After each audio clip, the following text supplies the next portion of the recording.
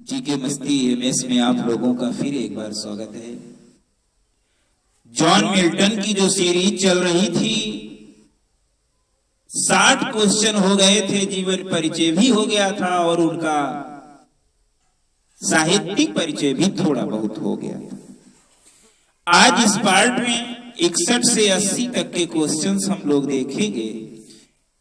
61वां question कह रहा है कि मिल्टन की एज के जो 3 प्रकार के कवि हैं वो कौन कौन से प्रकार हैं। मिल्टन के युग के जो 3 प्रकार के कवि हैं वो कौन कौन से हैं। तो पहले मिल्टन के युग के 3 प्रकार के कवि हैं, मेटाफिजिकल, कैवेलियर और प्यूरिटन। मेटाफिजिकल कवि पाए जाते हैं, कैवेलियर प्रकार के कवि और प्यूरिटन प्रकार के कवि मिल्टन की एज में पाए जाते हैं। मेटाफिजिकल, कैवेलियर और प्यूरिटन, ये क्रम है एमसीपी, मेटाफिजिकल, कैवेलियर, प्यूरिटन। बास्टवा कहता है कि पैराडाइज लोस्ट मिल्टन के द्वारा लिखी गई थी जीवन के किस पड़ाव पर, मिडिल, लास्ट, स्टूडेंट, फर्स्ट। तो फेज ऑफ लास्ट लाइफ। 63वां कह रहा है क्या निश्चित है साधारण फैक्ट कि पैराडाइज लोस्ट कोई वन फिगर के लिए एग्जिट है, दैट इज सैटर्न। ये कौन कहता है कि पैराडाइज लोस्ट तो केवल एक फिगर के लिए निकल कर आता है, एक ही तो निकल के परिपात्र आता है। ये निश्चित साधारण तौर पर निश्चित कहा जा सकता है और वो है सैटर्न। ये कहने वाले हैं L.A. क्रॉम्बे। कौन कहता है? L.A. क्रॉम्बे।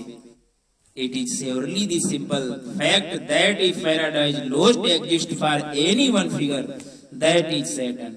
निश्चित साधारण सत्य है ये। अगर पैराडाइज लोस्ट से किसी एक फिगर को निकाला जाए तो कौन निकल के आएगा? सैटर्न निकल के आएगा। L.A. क्रॉम्बे ये कहते हैं। फॉरबिडन ट्री जो है वो किसका प्रतीक है? तो फॉरबिडन ट्री जो है, फॉरबिडन ट्री रिफर्स करता है the tree of knowledge. Forbidden tree जो है किसको रिफर करता है? The tree of knowledge. 65वां क्वेश्चन कह रहा है कि Milton was one of towering literary personalities of. Milton जो है एक टावरिंग लिटरेरी पर्सनालिटीज है किस युग के? प्यूरिटन एज के। ना एलिजाबेथन एज के, ना क्लासिकल एज के, प्यूरिटन एज के एक टावरिंग लिटरेरी पर्सनालिटीज है। कौन? मिल्टन। पैराडाइज लोस्ट जो है वो क्या है? पैराडाइज लोस्ट जो लिखी गई है वो आइम्बिक पेंटामीटर में लिखी गई है। आइम्बिक पेंटामीटर में पैराडाइज लोस्ट लिखी गई है। 67वां क्वेश्चन कहता है पैराडाइज लोस्ट की थीम क्या है? तो सभी जानते हैं पैराडाइज लोस्ट की थीम जो है फॉल ऑफ मैन है। क्या है? फॉल ऑफ मैन है। फिर मिल्टन ने पैराडाइज लोस्ट लिखी है, कब लिखी थी? तो मिल्टन ने पैराडाइज लोस्ट लिखी थी जैकोबियन पीरियड के दौरान। पैराडाइज लोस्ट जो है कब लिखी थी? जैकोबियन एज के दौरान, कॉमनवेल्थ के दौरान, किंग चार्ल्स रिस्टोरेंस के दौरान। तो हमारी समझ से जैकोबियन एज नहीं होगा, ना कॉमनवेल्थ होगा, किंग्स चार्ल्स रिस्टोरेशन के दौरान होना चाहिए, क्योंकि जैकोबियन एज तो 1603 से 1625 ही थी, तब कहाँ लिखी थी? कॉमनवेल्थ 49 से 60 था, तो ये लिखी गई थी किंग्स चार्ल्स रिस्टोरेशन के दौरान। अगला है 69, इसमें ए दिया है लेकिन है सही शायद सी दिया गया है जैकोबियन पीरियड, लेकिन है इसमें किंग्स चार्ल्स रिस्टोरेशन। 69वां क्वेश्चन कहता है कि पैराडाइज लोस्ट बुक फर्स्ट में सीन का एक्शन कहां से लिया गया है? जो एक्शन सीन है वो कौन से स्थान पर है? तो वो हेल का है। कहां का है? हेल, नर्क का है। बुक फर्स्ट में the scene of the action takes place, वो हेल का है। अगला है I may dot dot eternal providence and justify the ways of God to man. तो आई में के बाद में सिम क्या फील किया जाएगा? I may dot dot eternal providence and justify the ways of God to man. तो ये है एसर्ट का। I may assert eternal providence and justify the ways of God to man. Assert, ASSERT, assert. 71वां question है what in me is dark. What in me is dark, illumine what is low raise and support. ये line आई है, what in me is dark, what in me is dark, illumine what is low raise and support. तो इसमें what in मी जो है, मी शब्द है वो किसके लिए है? तो मिल्टन के लिए। व्हाट इन मी, अरे मैं मुझ में अंधेरा है। Illumine what is low raise and support, मैं कितना लो रेज और सपोर्ट कर क्या है। तो ये मी जो है मिल्टन के लिए आया है। What in me is dark, illumine what is low raise and support. 12वां क्वेश्चन है, कौन सा डेविल जो है जो सैटिन का सेकेंड है? तो आप लोग सभी जानते हैं, बील जेबब, BEELZEBUB। तो सैटर्न का सेकेंड इन कमांड जो है वो है बीएलजेबब। 13वां क्वेश्चन कह रहा है कि टैलेंट जो है वो stands for, talent stands for मतलब टैलेंट किसके लिए खड़ा है? तो वो पोएटिक टैलेंट के लिए। Talent stands for poetic talent. Talent stands for किसके लिए? ना सिंगिंग टैलेंट, ना म्यूजिक टैलेंट। टैलेंट जो इसमें आया है वो पोएटिक टैलेंट के लिए आया है। जो भी शब्द पैराडाइज लोस्ट में टैलेंट आया है, टैलेंट शब्द जो आया है पैराडाइज लोस्ट में वो आया है पोएटिक टैलेंट के लिए। सैटर्न सेड्यूसेस, सैटर्न जो है सेड्यूसेस करता है किसको? ईव को। सेड्यूसेस किसको करता है? किसको भ्रमित करता है? ईव को। इविल इज रिप्रेजेंटेड बाई, बुराई जो है किसके द्वारा रिप्रेजेंट की जाती है? तो बुराई जो है वो सरपेंट के द्वारा, सर्प के द्वारा। Evil is represented by serpent. Chosen seeds refer, जो चुने हुए बीज होते हैं वो किसका रिप्रेजेंट करते हैं? चूजन सीड्स जो है इरेजिलेट्स को रिफर करते हैं। इरेजिलेट्स, ISRAELITES। Chosen seeds refer to इजेरेलिट्स। The shepherd, जो शेफर्ड है वो किसको रिफर करता है? वो मोसेस को, MOSES। पैराडाइज लोस्ट में जो शेफर्ड आया है, the shepherd refers to Moses. Milton जो है वो किसको इन्वोक्स करता है? तो मिल्टन इन्वोक्स जो है हेवनली म्यूज को इन्वोक्स करता है। Milton invokes heavenly muse. और 79 क्वेश्चन कहता है, disobedience brought death into the world, मतलब संसार में मृत्यु को कौन लाया? तो इसमें ब्रॉट के पहले डिसओबीडियंस मतलब अवज्ञा के कारण संसार में मृत्यु आई। तो disobedience brought death into the world. और 80 और इस पार्ट का last question, Milton was too busy too much miss his wife. Milton इतने बिजी थे कि इन्होंने अपनी पत्नी को मिस कर दिया। तो ये डॉक्टर जॉनसन कहते हैं, मिल्टन कहते जॉनसन, डॉक्टर जॉनसन ने ही मिल्टन रोट नो लैंग्वेज कहा था। मिल्टन ने कोई भाषा नहीं लिखी। और फिर आज डॉक्टर जॉनसन कह रहे हैं कि मिल्टन इतने बिजी थे कि इन्होंने अपनी पत्नी को मिस कर दिया। तो ये तो 80 क्वेश्चन हुए। एक बार फिर इनके बारे में देख लेते हैं थोड़ा सा सही दृष्टि से। जन्म 9 दिसंबर 1608 को ब्रीड स्ट्रीट लंदन में हुआ था। मृत्यु 8 नवंबर 1874 को थर्सडे के दिन हुई थी, मंगल बृहस्पतिवार के दिन। और ये गाउट के कारण मृत्यु इनकी हुई थी। और सेंट गिल्स क्रिप्ल गेट में दफनाए गए। पिता इनके जॉन मिल्टन थे जो एक फाइनेंशियल सक्सेस थे स्क्रीवर में। और इन्होंने ब्रीड स्ट्रीट के घरों में कार्य किया जहां मरमेड टैवन वाज लोकेटेड इन चैपसाइड। और उनकी चतुराई और म्यूजिकल कंपोजर भी थे, उसके लिए भी जाने जाते थे इनके पिता। माता Sara Jeffrey, wife Mary Powell, Katherine Woodcock Elizabeth और कैथरीन वुडकॉक। और फिर तीसरी पत्नी जो थी एलिजाबेथ मिंसिल, जो 30 साल छोटी थी मिल्टन से। डॉटर इनकी 3 थी, अन मैरी डोबरा। और मिडिल चेहरा और एबियन एयर और ओवल फेस के कारण इन्हें, ग्रे आईज और फेयर कंप्लेक्शन के कारण इन्हें लेडी ऑफ क्रिस्ट कहा जाता था। ऐसा विश्वास किया जाता है कि वो एक्सट्रीम प्यूरिटन से बिलोंग थे, जो सरपेरिट्स और इंडिपेंडेंट्स कहे जाते थे, मतलब स्वतंत्र कहे जाते थे, कांग्रेगेशनिस्ट्स कहे जाते थे।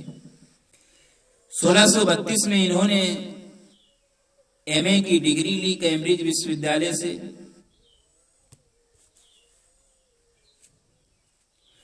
मास्क ऑफ कोमस जो है 1634 में लिखा गया, जो परफॉर्म किया गया लुडलो कैसल के सामने, earl of bridge water and friends, मतलब लुडलो कैसल में परफॉर्म किया गया किसके सामने? ब्रिज वाटर एंड फ्रेंड्स के जमींदार के सामने।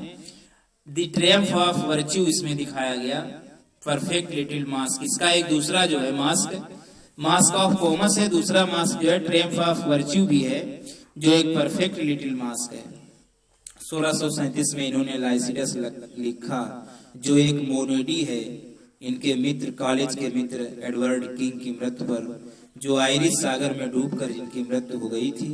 और लाइसिडस जो है अंतिम हॉर्टन पोयम ही कही जाती है।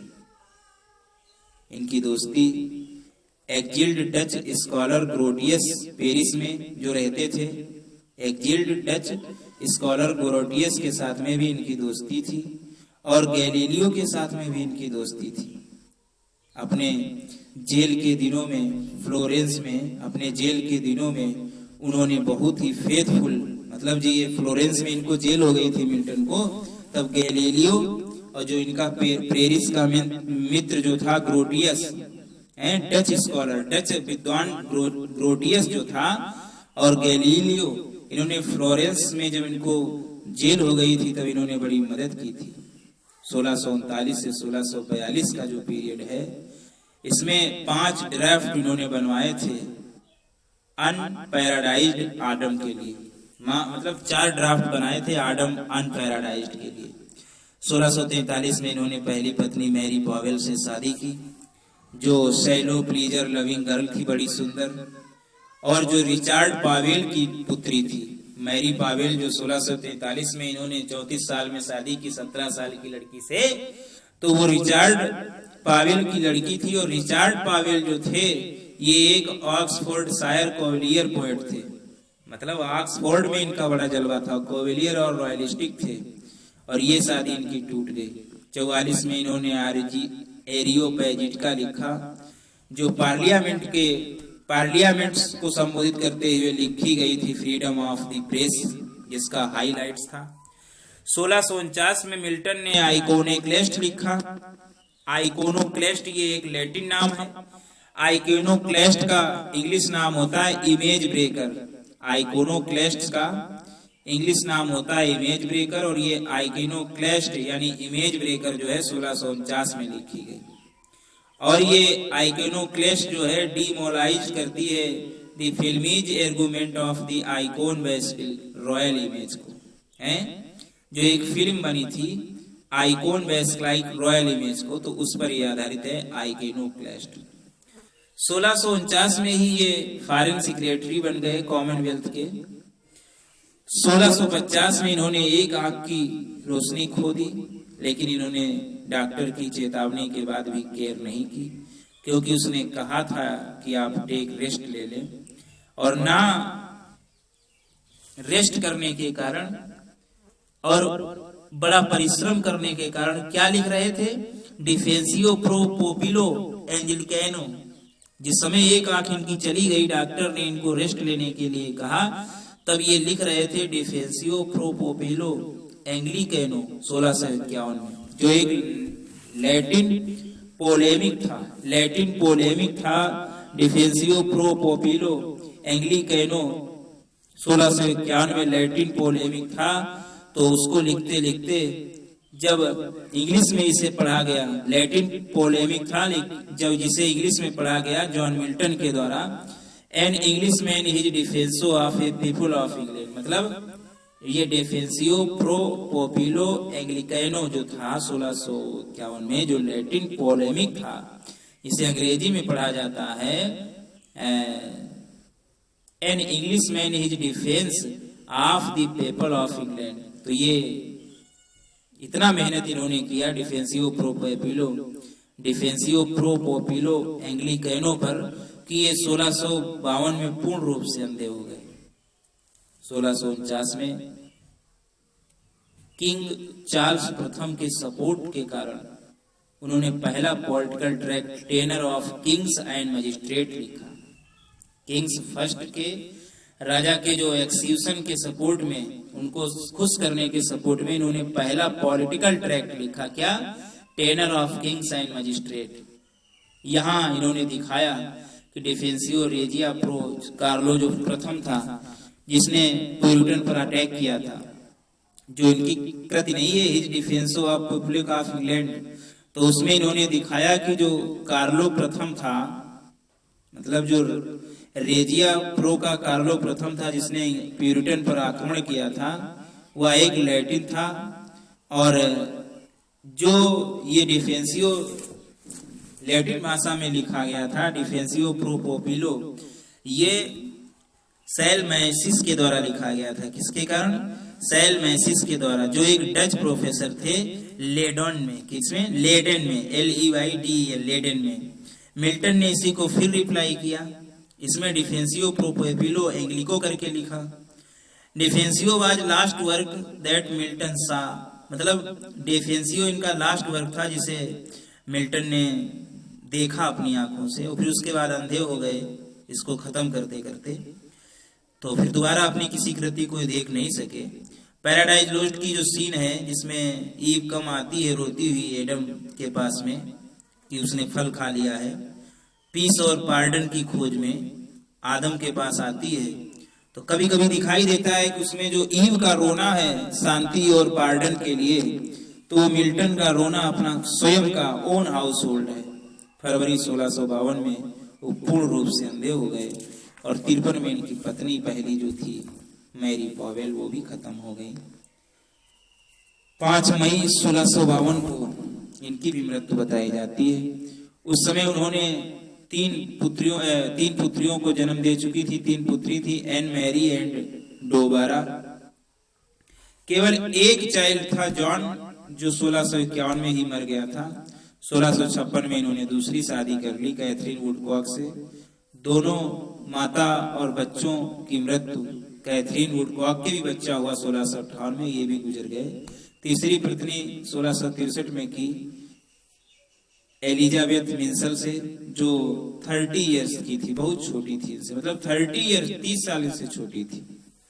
पैराडाइज लिखने से पहले इन्होंने किंग आर्थर को लिखने के लिए सोचा था, लेकिन फिर इनका दिमाग हुआ कि लाओ फॉल ऑफ मैन, जो बाइबल का टॉपिक है, उस पर लिखा जाए। इसी के कारण पैराडाइज लॉस्ट इन्होंने लिखा। 1665 में इसको खत्म किया, 1658 में लिखना स्टार्ट किया। 7 सालों में इन्होंने 7 सालों में, मतलब खूब डार्कनेस के कारण परिश्रम किया। 58 और 65 7 सालों में इसको लिखा और 1667 में प्रकाशित करा दिया। ये तो सभी जानते हो, 10 भाग थे, 12 टॉपिक हुए हैं, 7वां और 10वां इसमें जो है वो हुआ। भागों को 2-2 कर दिए गए। कॉपीराइट जो पैराडाइज लॉस्ट का था वो सैमुअल सिमनसन बेचता था 5 पाउंड के पेमेंट पर। फिर जब इसका तीसरा एडिशन आया 1678 में, तब जो है 74 के बाद 78 में आया। मैं उनके जॉन मिल्टन की मृत्यु के बाद में, तो उनकी विधवा को उसने सैमसन ने 8 पाउंड पर दिया और खुद बेचता था 28 पाउंड पर। तो ये दशा थी। एट थॉमस एल्वेड के सजेशन के अनुसार, बट व्हाट हैज थाउ टू से ऑफ पैराडाइज फाउंड, मतलब क्या कहा जाए पैराडाइज फाउंड के बारे में, तो ये थॉमस एल्वुड कहते हैं अच्छी रकम पैदा की प्रकाशकों ने। मिल्टन ने second part epic paradise regained लिखा 1671 में, जिसकी 4 बुक्स है। मतलब पैराडाइज रीगेंड में 4 बुक्स हैं, 12 बुक है पैराडाइज लॉस्ट में, और पैराडाइज रीगेंड में 4 बुक्स हैं। और 1671 में इसका last important work Samson agonist जो है, वो एक मोस्ट पावरफुल ड्रामेटिक पोएम है ग्रीक मॉडल पर। और फिर इस तरीके से लास्ट में मिल्टन ने सारी प्रॉपर्टी अपनी पत्नी के लिए दी, पुत्रियों के लिए नहीं। एलिजाबेथ मिंसल को ही दी, अपनी पुत्रियों को कॉस्टेस्टेड दी, कोई स्थान नहीं दिया।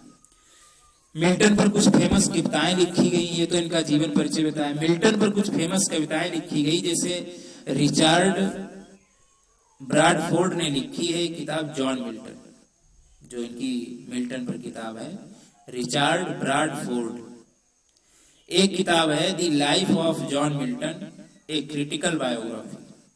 The life of John Milton, a critical biography, ये बारबारा के लेवल इसकी ने लिखी है, बारबारा के